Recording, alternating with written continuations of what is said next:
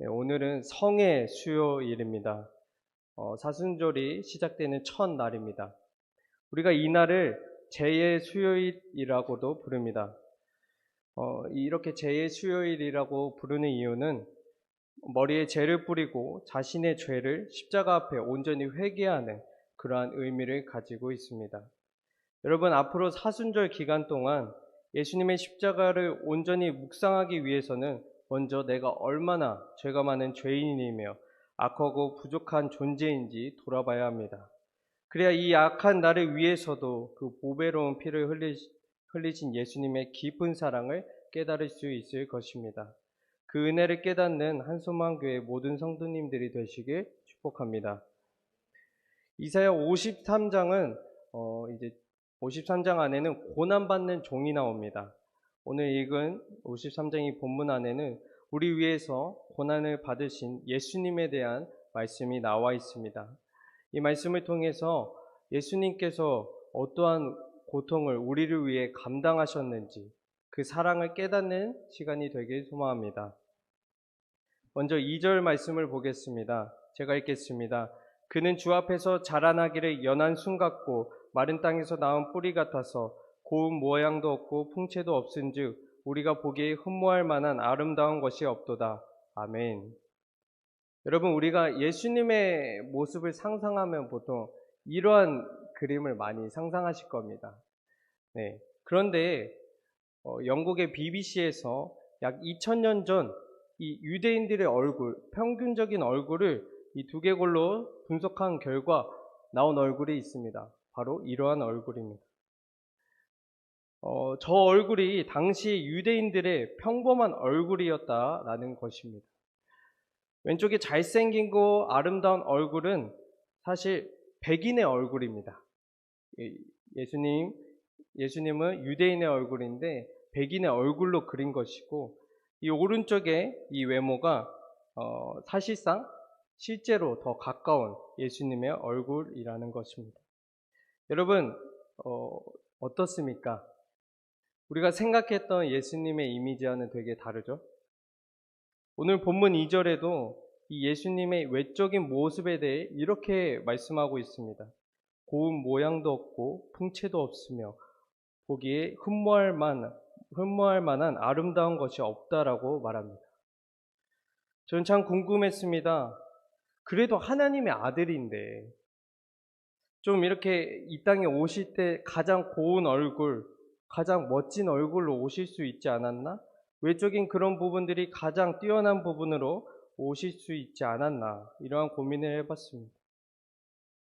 그런데 하나님께서는 예수님을 이렇게 평범한 모습으로 아무 고운 모양도 없이 풍채도 없이 이렇게 이 땅 가운데 보내신 이유가 있다라는 것을 말씀을 통해서 우리가 깨닫기 원합니다.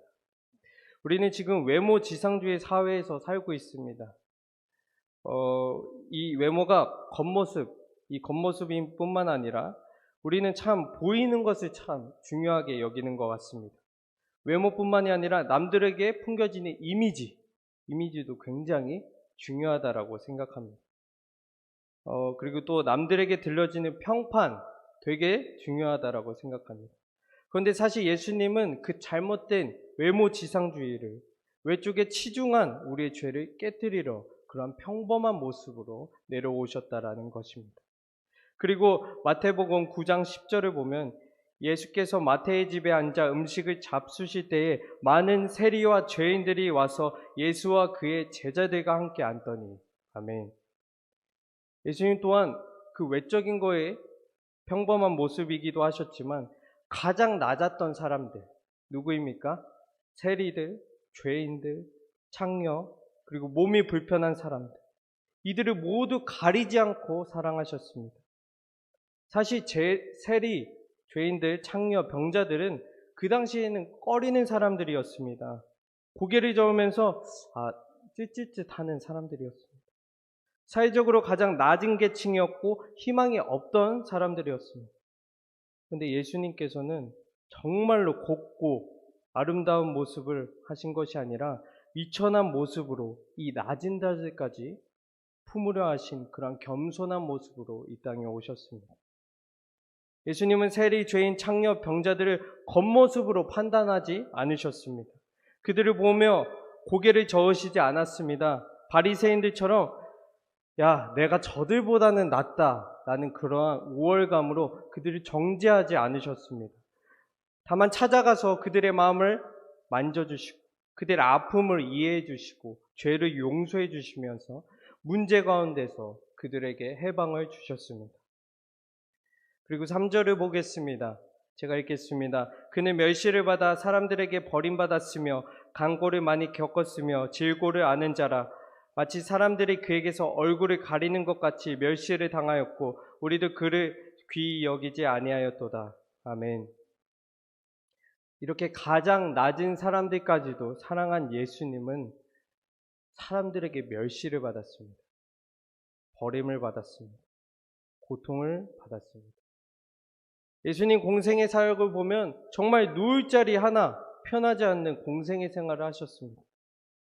항상 바리새인과 서기관들에게 목숨의 위협을 받았습니다. 그런데 우리가 3절 이 후반부에 이런 말씀이 있더라고요. 우리도 그를 귀히 여기지 아니하였도다. 저는 이 말씀을 읽는데 이 말씀이 저한테 좀 와닿았습니다. 어쩌면 나도 예수님을 귀히 여기지 않았던가? 가끔은 나도 그분에게서 얼굴을 가렸던가? 가끔은 우리도 그분을 보기 싫어합니다. 우리도 온 마음을 예수님께 드리는 것을 부담으로 여길 때가 있습니다. 우리를 위해 그 숱한 고통을 감당하신 예수님의 사랑을 의심할 때가 있곤 합니다. 우리도 그분을 귀히 여기지 않을 때가 있습니다. 혹시나 내가 그러고 있었는지 이번 사순절 기간 동안 온전히 돌아보는 시간이 되시길 소망합니다. 여러분, 예수님께서 이 십자가를 지시기 전에, 바로 직전에 어떠한 일이 있었는지 아십니까? 마태복음 26장 56절 하반절을 보면 이에 제자들이 예수를 버리고 도망하니라. 아멘. 예수님이 이제 십자가에 달릴 위기가 왔습니다. 가룟 유다가 입맞춤으로 예수님을 팝니다. 그때 평생 예수님 곁에 있을 것처럼 말했던 제자들이 예수님과 먹고 자고 모든 삶을 공유했던 제자들이 그 예수님이 정말 아꼈던 사랑하는 제자들이 예수님을 다 떠납니다. 예수님은 분명 제자들에게 말씀하셨습니다. 내가 고난을 받을 거다. 미리 얘기하셨는데도 불구하고 이 말씀을 기억하지 못하고 예수님을 떠납니다. 이제 예수님은 철저한 고독 속에서, 철저한 외로움 속에서 홀로 감당해야 될 십자가 그 고통 속으로 들어가십니다. 그리고 5절 말씀을 읽겠습니다. 그가 찔림은 우리의 허물 때문이요 그가 상함은 우리의 죄악 때문이라. 그가 징계를 받음으로 우리는 평화를 누리고 그가 채찍에 맞음으로 우리는 나음을 받았도다. 아멘. 5절 말씀은 예수님이 당하셨던 채찍과 아픔을 아주 절실하게 보여줍니다. 그가 찔림은 우리의 허물 때문이라고 합니다. 제가 이 찔림이라는 이 단어를 영어 성경으로 찾아봤습니다. pierce라는 단어인데 이 뜻은 꿰뚫다, 관통하다, 구멍을 뚫다 라는 뜻입니다. 예수님은 우리의 허물, 죄 때문에 예수님의 손과 발이 못에 박히고 구멍이 뚫렸습니다. 우리가 가끔 그런 얘기를 할 때가 있습니다. 부모님 마음을 속을 썩이면 이런 말을 합니다. 부모님 가슴에 대못을 박는다. 예수님은 이 겉 육신만 그렇게 되신 게 아닙니다. 그 모든 고통 가운데 이 마음이 얼마나 아프셨겠습니까? 사랑했던 제자들이 다 떠나가고 어제는 예수님을 따르면서 우리 왕이시여 외쳤던 사람들이 이제는 욕하고 침뱉고 있습니다. 예수님은 그런 가슴의 못 박힘도, 가슴의 아픔도 당하셨던 것입니다. 그리고 그가 상함은 우리의 죄악 때문이라고 합니다. 여기에서 상함은 영어로 크러쉬입니다.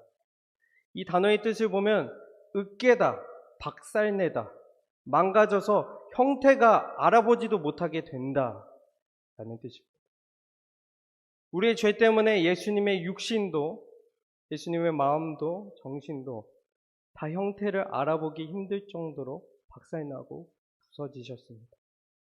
이 극심한 고통은 다 무엇 때문입니까? 우리의 허물과 죄 때문입니다. 참으로 신기한 건 이 5절 하반절을 보면 그가 징계를 받아 우리가 평화를 누리고 그가 채찍에 맞음으로 우리가 나음을 얻었다라고 합니다. 예수님의 극심한 고통과 아픔이 우리에게 평화를 가져다 주었습니다. 우리에게 나음이 되었습니다. 사실 예수님은 죄도 없으십니다. 그런데 당시 로마의 가장 흉악범들이 달리는 그 십자가에 매달리셨습니다. 죄는 우리가 지었고 죄는 사람이 지었는데 그 십자가와 그 심판, 죄에 대한 고통은 우리가 당해야 되는 게 마땅함에도 불구하고 예수님이 그 죄값을 온전히 감당하셨습니다. 예수님이 채찍에 맞으며 상처가 나고 사람들에게서 침을 뱉고 모욕을 받을 때 우리가 그때서야 죄로부터 사함을 얻게 되었습니다. 로마서 3장 9절에서 12절 말씀을 보면 이렇게 말합니다. 다 죄 아래 있다고 우리가 이미 선언하였느니라. 기록된 바 의인은 없나니 하나도 없으며 깨닫는 자도 없고 하나님을 찾는 자도 없고 다 치우쳐 함께 무익하게 되고 선을 행하는 자는 없나니 하나도 없도다. 아멘. 이 바울의 말처럼 우리 자신을 잘 돌아보십시오.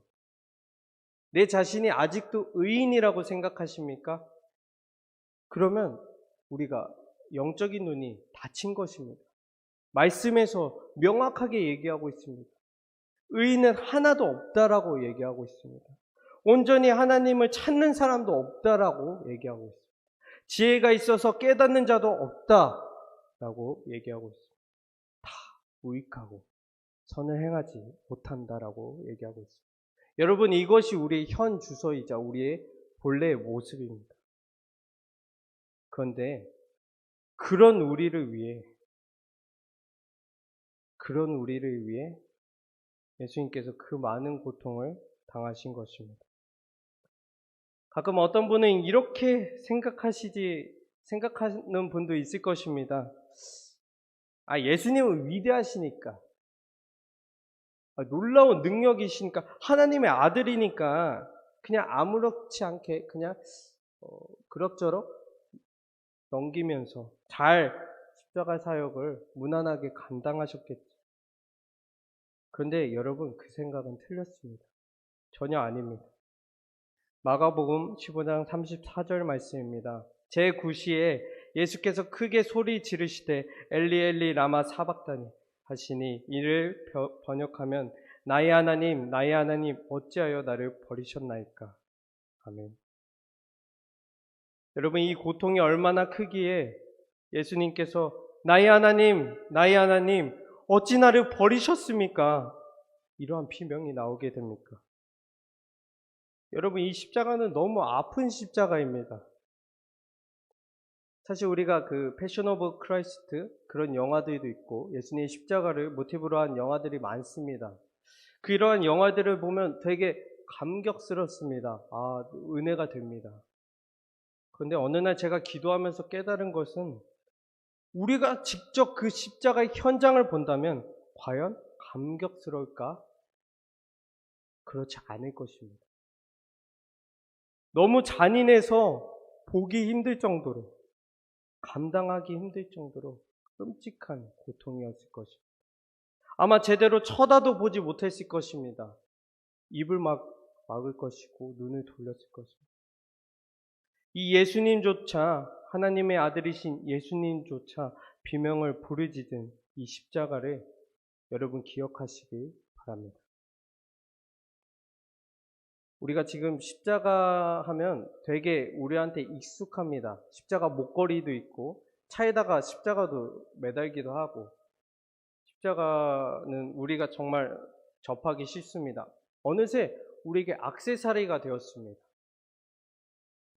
근데 여러분, 그렇다고 해서 십자가의 가치가 떨어지는 것이 아닙니다. 이 십자가의 가치는 무겁습니다.